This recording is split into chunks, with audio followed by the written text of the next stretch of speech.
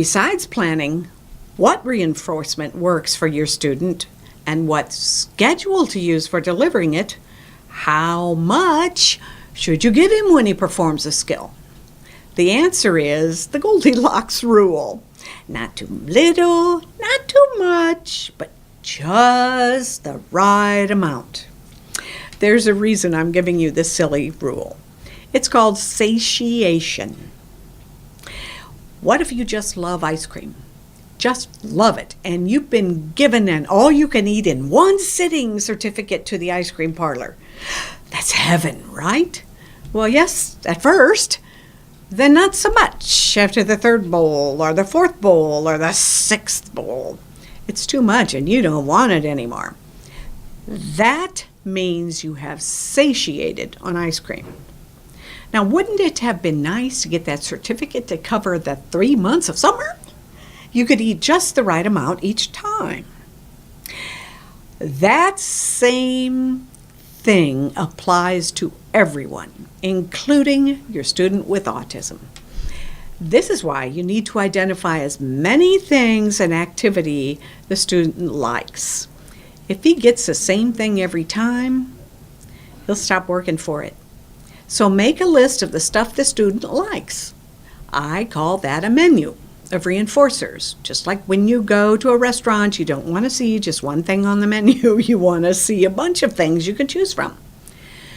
Having a menu of reinforcers doesn't yet get you to that sweet spot of just right, though. Everyone needs reinforcement for the work that they do, really, and we expect to get what the work is worth.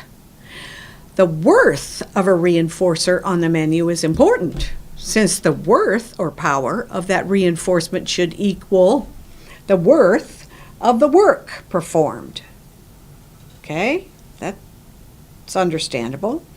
If the task the student is asked to do is really hard for him or despised or boring for him, then when he does it for you, he expects to get paid a lot.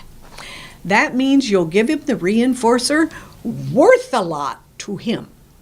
The worth of something is often called its strength or its power. On the other hand, if the task he's asked to perform is easy for the student or he really likes it, then he should receive a weak reinforcer for performing it.